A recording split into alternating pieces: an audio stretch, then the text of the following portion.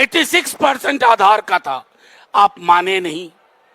हम सर्वोच्च न्यायालय गए तमाम लोग, और वहां से हमें धीरे धीरे रिलीफ मिली। जिन चीजों पर पाबंदी लगाई थी चुनाव आयोग ने, वो पाबंदियां धीरे धीरे खुली। फिर भी हठधर्मिता और अहंकार इस तरह का कि आधार को नहीं मानेंगे। फिर सुनवाई में जब कहा गया तो 65 लाख का वर्गीकृत आंकड़ा भी देंगे और आधार भी लेंगे। लेकिन सुप्रीम कोर्ट के ऑब्जर्वेशन में, सर्वोच्च न्यायालय के ऑब्जर्वेशन में था कि ना सिर्फ 65 लाख, 7,24,000 में भी आधार को 12वां दस्तावेज माना जाए। लेकिन मैं बता नहीं सकता कितनी दिक्कतें हो रही हैं। बीएलए जाते हैं, बीएलओ कहते हैं कल आना, बीएलओ ले लेते हैं कागज, पावती नहीं देते हैं। कल हमने एक दो चीजें ट्विटर पे डाली, एक दो विसंगति। उसके बाद तमाम डीएम को निर्देश किया गया कि फर्ज करो, दबाओ, सार्वजनिक दो, ताकि उच्च न्यायालय में ये कह सकें कि 98, 99, 99.5%। तो ये मत चोरी, मत डकैती, जो भी विशेषण आप ले लें, उसके खिलाफ ये आगाज है। ये आगाज राजनीति के लिए नहीं शुरू हुआ था, ये आगाज लोगों के साथ खड़े रहने से शुरू हुआ। राहुल जी, तेजस्वी जी, तमाम महागठबंधन के लोग साथ में संदेश भी जा रहा है। बार बार तेजस्वी जी ने कहा कि ये चुनाव सरकार बदलने का नहीं है, सरोकार बदलने का है। ये चुनाव बिहार को कॉस्मेटिक चेंज नहीं, फंडामेंटल शिफ्ट, चाहे रोजगार का सवाल हो, नौकरी का सवाल हो, अब वो बिहार के विमर्श में है। हम मिथिलांचल में बैठे हुए हैं, हमारे महागठबंधन ने, तेजस्वी जी ने घोषणा किया कि मिथिलांचल के लिए एक ऑटोनोमस विकास बोर्ड का गठन होगा। सिमिलरली सीमांचल विकास बोर्ड का गठन होगा, ताकि ये जो इलाके जहां से पलायन भी ज्यादा है, जहां रोजगार की कमी है, जहां गरीबी भी ज्यादा है, वहां सरकार दिखे, सरकार के सरोकार दिखे। और मेरा सीधे तौर पे ये कहना है आखिरी में आप लोगों से कि मैं दोहरा रहा हूं, ये यात्रा जो चल रही है ना, ये एक पड़ाव पे पहुंचेगी, लेकिन इसकी मंजिल नवंबर का महीना है। नवंबर के महीने में बिहार अपनी मंजिल हासिल करेगा। महागठबंधन आप सबके माध्यम से ये वादा है कि जुमले की सरकार नहीं, हालांकि जुमला आजकल खतरनाक हो गया है। अमित शाह जी प्रधानमंत्री जी के लिए बोले तो वो नहीं खतरनाक है, तेजस्वी जी बोल दें तो महाराष्ट्र में मुकदमा, दिल्ली में मुकदमा, यूपी में मुकदमा। तो आखिर में मैं आप सबके माध्यम से, रणदीप भाई को देने से पहले हम आपके सवाल भी लेंगे, लेकिन महत्वपूर्ण यह है कि ये जानिए कि ये यात्रा एक पड़ाव, एक तारीख को हासिल करेगी। लेकिन इसने जो प्रश्न खड़े किए हैं संविधान, मतदान को लेकर के, वो प्रश्न नीचे नहीं जाएंगे और वो अपनी मंजिल हासिल करेंगे। एक गरीब, दलित, पिछड़ा, अल्पसंख्यक, किसी का वोट कटा, कोई भी बेदखल किया गया, तो उस बेदखली के खिलाफ ये आंदोलन जलजला पैदा करेगा। शुक्रिया रणदीप भाई। शुक्रिया प्रोफेसर साहब। सभी मेरे पत्रकार साथियों,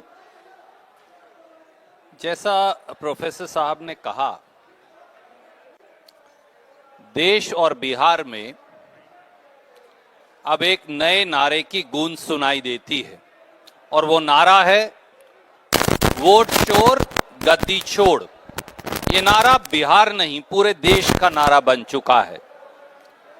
श्री राहुल गांधी जी की वोट अधिकार यात्रा, राहुल जी और तेजस्वी जी का साथ, महागठबंधन की ये वोट अधिकार यात्रा, ये एक नई क्रांति का आगाज है। आए दिन आए दिन वोट चोरी के नए खुलासे बिहार में उजागर हो रहे हैं। पिछले 24 घंटे में जो वोट चोरी के प्रमाण आए, मैं पहले उनकी चर्चा करूंगा। कल शाम को ही ये खुलासा हुआ कि ये दे दीजिए। साथियों, मैं ये कह रहा था, पिछले 24 घंटे में बिहार की वोट चोरी के नए खुलासे आए। कल शाम ही हमारे सामने आया कि 3 ऐसी विधानसभा हैं, पीपरा, बगहा और मोतिहारी, जहां 3590 ऐसे केस सामने आए हैं, जहां 20 से ज्यादा वोट, लगभग 80,000 वोट इस प्रकार से शंका के घेरे में या फर्जीवाड़े के घेरे में पाए गए। उसके 2 उदाहरण मैं आपको दूंगा। गांव गलीमपुर, पीपरा विधानसभा, बूथ नंबर 320, मकान नंबर 39, कुल वोटर संख्या 459, यानी एक मकान में 459 वोटर पाए गए। गांव गलीमपुर, पीपरा विधानसभा, बूथ नंबर 319, घर नंबर 4, कुल वोटर 509। और सामाजिक समरसता की भी बड़ी कमाल की मिसाल है। हमारे दलित भाई, ब्राह्मण भाई, वैश्य भाई सब एक घर के अंदर रह रहे हैं, अलग अलग धर्म और जातियों के लोग। कौन सा ऐसा घर है जहां 509 लोग रह सकते हैं, ये अभी भी संशय के घेरे में। एक और छोटा सा उदाहरण, वाल्मीकि नगर विधानसभा में 1000 से अधिक वोट उत्तर प्रदेश की जो दूसरी विधानसभा है, खड्डा विधानसभा, वहां के पाए गए कुल ऐसे वोट लगभग 5000 हैं। ये जो नई लिस्ट जारी की है, ये उसकी बात मैं आपसे कर रहा हूं। एक छोटा सा उदाहरण दूं, हमारे एक साथी हैं वहां, छेदीराम, आयु 45 साल, रिश्तेदार का नाम सुखीराम, एपिक नंबर है उनका UM3397304। ये है वाल्मीकि नगर विधानसभा के वोटर। पड़ोस में खड्डा विधानसभा है यूपी की, उसमें भी छेदीराम, आयु 45 साल, रिश्तेदार का नाम सुखीराम, एपिक नंबर है PWZ3526795। तो एक ही वोटर है, केवल एपिक नंबर बदल जाता है। तो 2 ये बड़े फ्रॉड पिछले 24 घंटे में सामने आए हैं, उस लिस्ट से जो चुनाव आयोग कह रहा है कि हमने ठीक से बनाई। ये अपने आप में उनकी झूठ को साबित करता है। साथियों, जब हम चुनाव आयोग में गए, जिसकी चर्चा प्रोफेसर साहब कर रहे थे, तब तक तो कोई स्पेशल इंटेंसिव रिवीजन नहीं हुआ था। पर मुख्य चुनाव आयुक्त ने तब ये कहा, और ये गवाह है, कि 20% वोट काट दी जाएंगी या कट जाएंगी। मैं पूछता हूं ज्ञानेश जी, आप अंतर्यामी हैं या आप क्या हैं? आपको कैसे मालूम था रिवीजन से पहले ही कि आप राजनीतिक दलों को, पढ़े लिखे तो झा साहब ज्यादा हैं, हम तो किसान हैं, तो ये कैसे आपको मालूम था कि 20% वोट बिहार में कट जाने वाली है? और अब भी जब 65 लाख वोट काटे गए, तो इनकी मिली भगत, झूठ और प्रपंच का सबूत ये है कि ना बीजेपी ने एक शब्द कहा, ना जदयू ने एक शब्द कहा। ये क्या कारण है कि 65 लाख बिहार के लोगों का वोट काट दिए जाए और सत्ताधारी दल एक शब्द भी ना कहे? इससे बड़ा कोल्यूजन और फ्रॉड का क्या सबूत हो सकता है? दोस्तों, आज एक और खुलासा हुआ कि केवल 3 जिलों में, एक पटना, दूसरा हम जहां बैठे हैं मधुबनी जिला, और तीसरा जो है उसके साथ साथ ईस्ट चंपारण में, इन 3 जिलों में 10,63,000 वोट काटे गए हैं 65 लाख में से। और मधुबनी की तो बड़ी खास बात है, 10 विधानसभाओं में से 8 में इतने वोट काटे गए हैं जो पिछले बार के जीतने के मार्जिन से अधिक है। पटना की 14 में से 7 विधानसभाओं में इतने वोट काट दिए गए हैं जो पिछली बार के विनिंग मार्जिन से अधिक है। तो ये 3 जो इंस्टेंसेस हैं, 3 उदाहरण जो हैं, ये फ्रॉड को दिखाते हैं। अब प्रोफेसर साहब ने, मैंने फ्रॉड की बात तो की, वोट चोरी की बात तो की, पर ये वोट चोरी क्यों हो रहा है, जैसा राहुल गांधी जी, तेजस्वी जी कह रहे हैं, ये असल में हक चोरी का एक माध्यम है। और वो वोट चोरी से हक चोरी तक का सफर कैसे है, उसके 3 उदाहरण देकर मैं मेरी बात समाप्त करूंगा। भ्रष्टाचार अपार और चोरी की सरकार। मैं नहीं कह रहा, सीएजी ने ये कहा है कि उन्हें आशंका है कि बिहार में 70,000 करोड़ चोरी हो गए। अब भैया, आप तो वो सीएजी जिसकी कस्में आप उठाते थे, अब वो सीएजी कह रहा है कि पैसा चोरी हो गया लोगों का। तो ये वोट चोरी से हक चोरी तक का सफर है। दूसरा तरीका, गरीबी भरपूर, पलायन को मजबूर। बिहार में caste wise socio economic survey हमने किया, उसने ये बताया कि बिहार आकंठ गरीबी में डूबा हुआ है। एक अमीर प्रतिभाओं का प्रांत अब सबसे गरीब प्रांत है।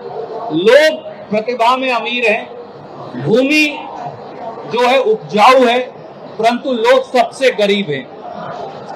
बिहार में 95 लाख लोग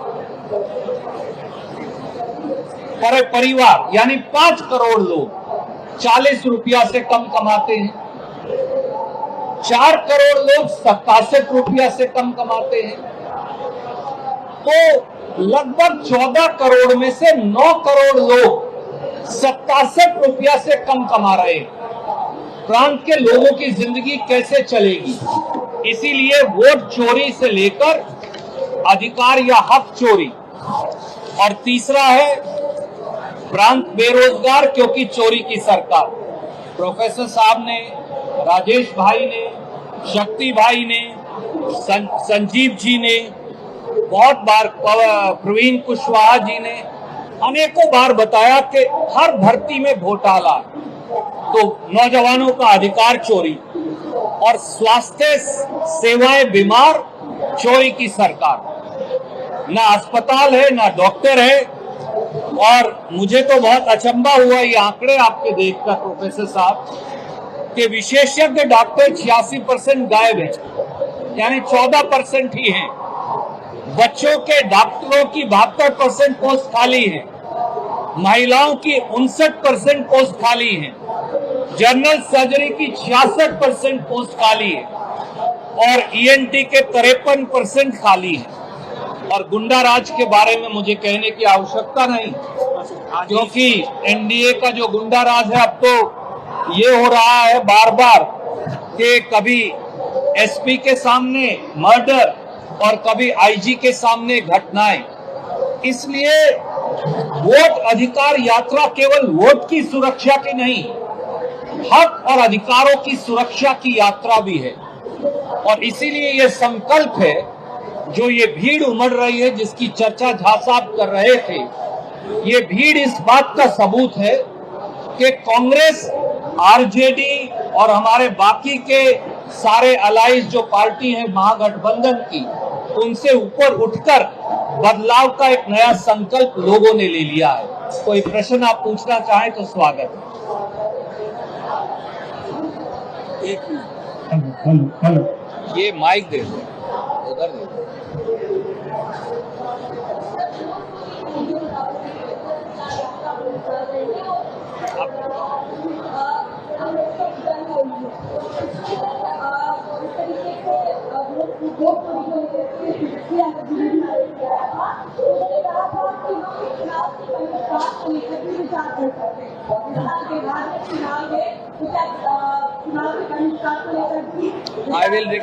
I'll request Jha साहब to answer this. I think मुझे लगता है कि उनकी बात को हम सही नहीं पढ़ रहे। देखिए, कई दफा आप लोगों से इससे पहले भी मुखातिब हुए, लेकिन क्या होता है कि कुछ सवाल जोशी जी बार बार पहुंचवा देते हैं। तो मैं सिर्फ इतना कहना चाहूंगा कि उन्होंने अपनी मर्जी से नहीं कहा था, क्षोभ और पीड़ा में कहा। आप लोगों के वोट काटते हैं, फिर चुनाव क्यों करवा रहे हैं? उस पीड़ा का इजहार किया था कि अगर लोग कहेंगे, ये उनका निर्णय नहीं था। कोई भी इस तरह का निर्णय बिना लोगों की सहमति से नहीं होता है। आपने अपने पड़ोस का मुल्क देखा है और वहां के हालात देखे हैं।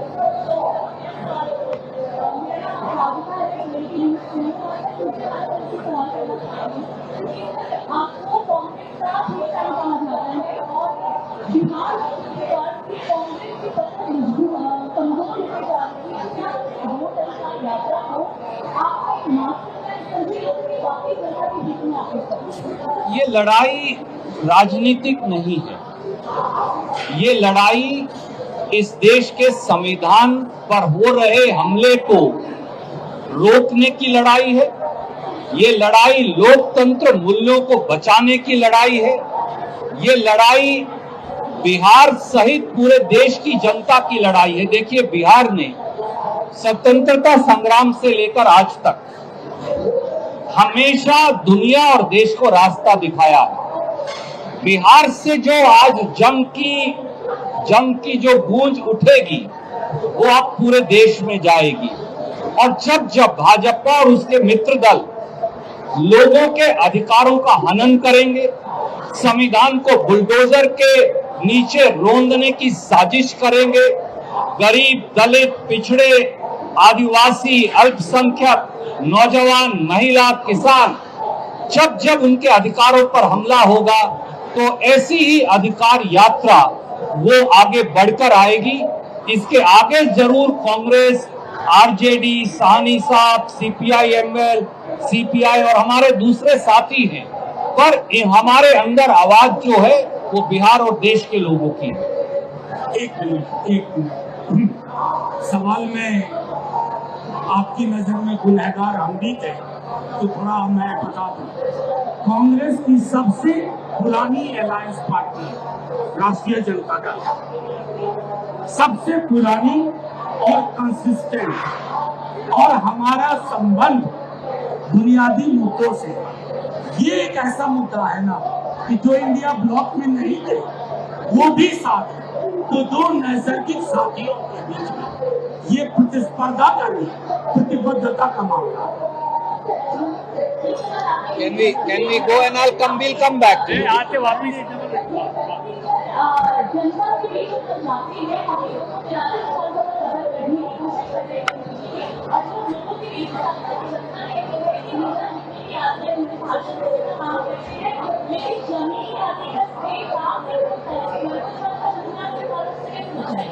देखिए, मेरा सीधे तौर पे एक बात कहना है, कुछ शिकायतें जो होती हैं, उन शिकायतों में वो बेदम है।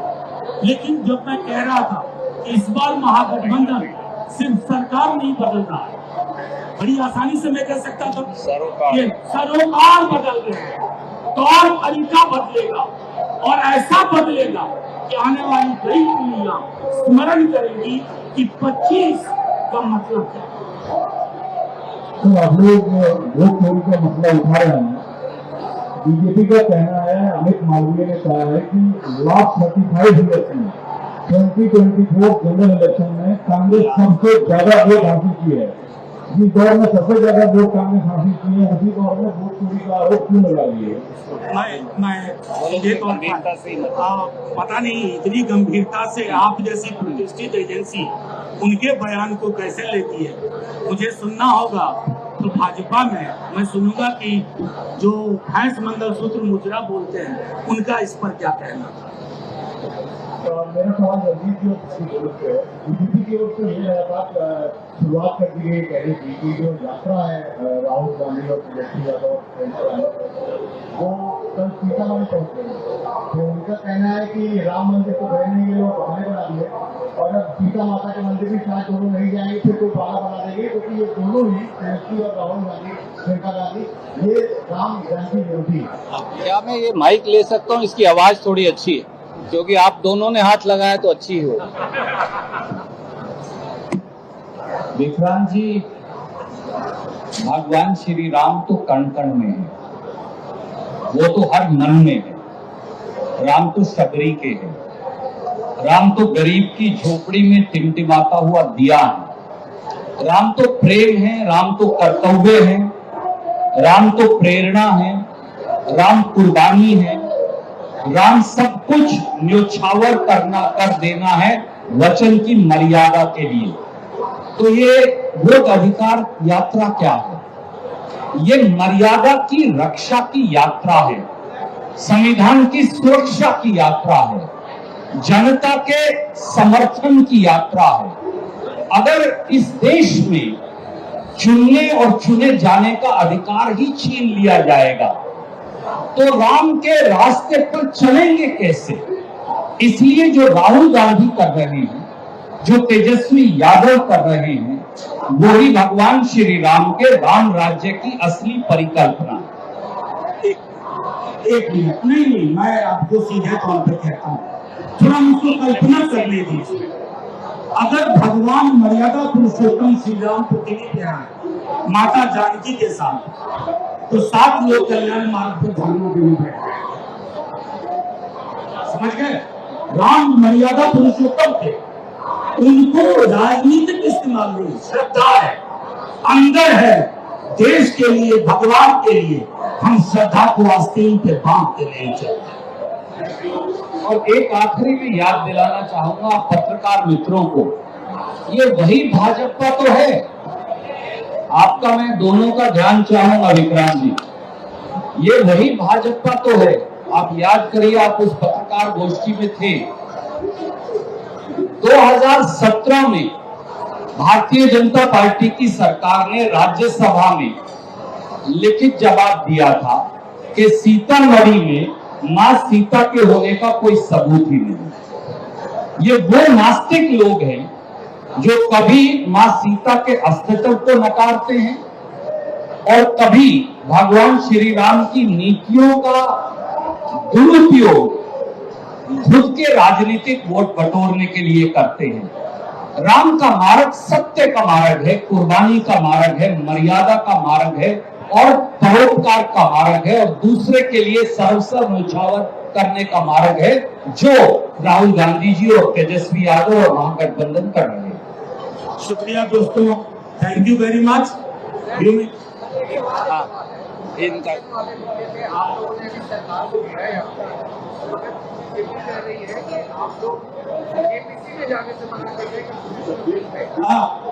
मैं पक्ष स्पष्ट कर दूं इस पर।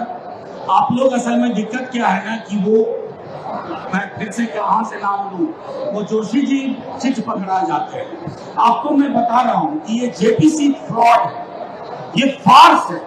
ये तो वकील बड़े हैं, मैं इतना समझता हूं कि कानून का एक मर्म होता है, एक डिफरेंस होता है एक्यूज्ड और कन्विक्टेड, यानी आरोपी और सजा उसको क्या कहते हैं, मुजरिम बनाना।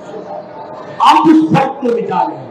ईडी के बारे में सर्वोच्च न्यायालय ने क्या टिप्पणी की? वो टिप्पणी ईडी पर नहीं थी, अमित शाह पे थी, सीधे तौर पर कि पॉलिटिकल इंस्ट्रूमेंट बन गए हो। ऐसे में हमारी पार्टी गंभीरता पूर्वक विचार कर रही है। We shall stay away from JPC which is a fraud. हमारी पार्टी विचार कर रही है। आदरणीय साथी, जो कानून श्रीमान अमित शाह लेकर आए हैं, वो कानून हर चुनी हुई विपक्ष की सरकार को गिराने का एक हथियार और औजार बनाने का षड्यंत्र है। ये देश के संविधान पर भी हमला है और प्रजातंत्र पर भी।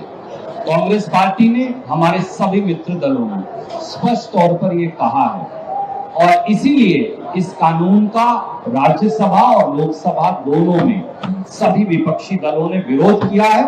ये प्रजातंत्र की रक्षा और संविधान की रक्षा की यात्रा है और दूसरी तरफ वो हैं जो संविधान और प्रजातंत्र के साथ हिंसा कर उसे मलियामेट करना चाहते हैं। हम ऐसा होने नहीं देंगे जब तक खून का एक कतरा भी हमारे हकों में है। आप सबका बहुत बहुत धन्यवाद।